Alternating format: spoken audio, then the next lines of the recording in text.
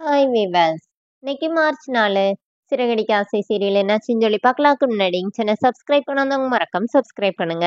இன்னைக்கு என்ன அப்படின்னு சொல்லி பார்த்தீங்கன்னா, இங்க வந்து மனோஜ் வந்து ஹாஸ்பிட்டல்ல இருந்து வீட்டுக்கு வந்துடுறாரு. வந்தோடனே இந்த மாதிரி எல்லாருமா உட்காந்து பேசிட்டு இருக்கிறாங்க. அப்ப அண்ணாமலை என்ன சொல்றாருன்னா, இங்க பாருப்பா, இனிமே நீ தான் வந்து உன்னை பாத்துக்கணும், உடம்ப பாத்துக்கோ அப்படிங்கிற மாதிரி சொல்லிட்டு எல்லாரும் அவங்கவுங்க வேலையை பார்க்க போயிடுறாங்க.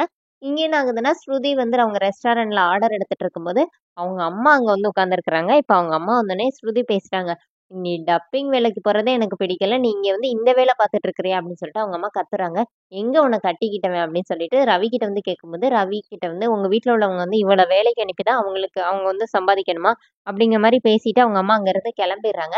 அப்புறமா ஸ்ருதி கிட்ட வந்து ரவி சொல்றாரு, என்ன உங்க அம்மா இப்படி பேசிட்டு பாருங்க, நான் விடு, நான் எதனாச்சும் சொன்னேன்னா அவங்க அப்படிதான், நான் பாத்துக்கிறேன் அப்படின்னு சொல்லிட்டு ஸ்ருதி போயிடுறாங்க. இங்க வீட்டுல என்ன ஆகுதுன்னா, முத்து வந்து அவங்க அப்பா கிட்ட உட்காந்து இந்த மாதிரி எல்லா பில்லையும் காட்டிட்டு இருக்கும்போது மனோஜ் வர்றாரு. என்னடா இது ஹாஸ்பிட்டல் பில்லு மாதிரி இருக்கணும்னே எல்லா லிஸ்ட்டையும் கொடுக்குறாங்க. அப்போ ஒரு பேப்பர்ல வந்து 500 1000 அந்த மாதிரி இருக்குது. என்னடா இது 500 1000 எழுதி வச்சிருக்கணும்னே, நீ வந்து ஓடி வரும்போது நிறைய பேரை இடிச்சிட்டு வந்தாலும் அவங்க எல்லாம் ஹாஸ்பிட்டல் வந்து காசு வாங்கிட்டு போனாங்க அப்படின்னோடனே, இப்போ ரோஹிணி என்ன கேக்குறாங்கன்னா, யார் வந்தாலும் காசு கொடுத்துருவீங்களா அப்படின்னோடனே, இப்போ மீனா அங்க இருந்து, இங்க பாருங்க ரோஹிணி, அவங்க வந்து பிரச்சனை பண்ணாங்க, நாங்க மட்டும் அன்னைக்கு காசு கொடுக்காட்டி எல்லாரும் அங்க ஹாஸ்பிட்டல்ல வந்து பிரச்சனை பண்ணியிருப்பாங்க, அதனாலதான் நாங்க கொடுத்தோம் அப்படின்னோடனே, நீ இப்படிதான் கேட்பேன்னு எனக்கு தெரியும்டா, அதனாலதான் அவங்ககிட்ட காசை கொடுத்துட்டு அவங்க அதுக்கு பின்னாடி பாரு எல்லார் ஃபோன் நம்பரையும் எழுதி வச்சிருக்கேனோடனே, இப்போ ஸ்ருதி என்ன கேக்குறாங்கன்னா, ஏன் முத்து, ஒருவேளை இவர் ஃபோன் பண்ணி கேட்டாருன்னா அவங்க இவருக்கு சரியாயிருச்சுன்னு சொல்லிட்டு வந்து இன்னும் காசு கேட்க மாட்டாங்கன்னொடனே, கண்டிப்பா கேட்பாங்க அப்படின்னோடனே இப்போ மனோஜ் அமைதியாயிடுறாரு.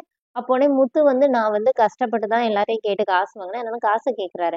அப்ப ரோஹிணி என்ன சொல்றாங்கன்னா, நீங்க எதுக்குங்க காசு கேட்டீங்க, என்கிட்ட சொல்லியிருக்க வேண்டியதானே. இப்போ மீனா என்ன சொல்றாங்கன்னா, ஏங்க நீங்களே உங்க வீட்டுக்காரர் கண்ணு வருமா வராதான்னு பயத்துல இருந்தீங்க, அப்ப எப்படிங்க உங்ககிட்ட வந்து காசு கேட்க முடியும்னே.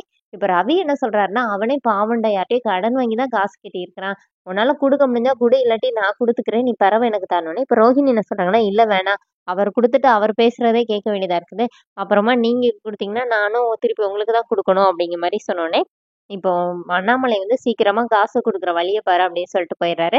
விஜயா வர தேவையில்லாம பேசுறாங்க. அப்போ அண்ணாமலை வந்து விஜயாவை திட்டுறாரு. திட்டிட்டு அப்படியே போயிடுறாங்க. அதோட என்னோட எபிசோட் ரன் பண்ணிட்டாங்க. நாளைக்கு என்ன அப்படின்னா, ஸ்ருதியோட அம்மா இங்க வீட்ல வந்து என் பொண்ணு இந்த மாதிரி வேலைக்கு போகவே கூடாது, அதுக்கு எவ்வளவு காசு வேணாலும் எழுதிக்கோங்கன்னு சொல்லிட்டு செக்கு கொடுக்குறாங்க. அப்போ ஃபர்ஸ்ட் முத்து தான் எழுத ஆரம்பிக்கிறாரு. பக்கத்துல இருந்து மனோஜ், 500 ரூபாயா அப்படிங்கிறாரு. அடுத்து 5000 ரூபாயா, 50,000 ரூபாயா, 5 லட்சமா, 50 லட்சமா, என்னடா 5 கோடியா, 50 கோடியானோடனே அவங்க அம்மா அப்படியே திரு திருன்னு முழிக்கிறாங்க. அதோட என்னோட எபிசோட் ரன் பண்ணியிருக்காங்க. தேங்க்யூ.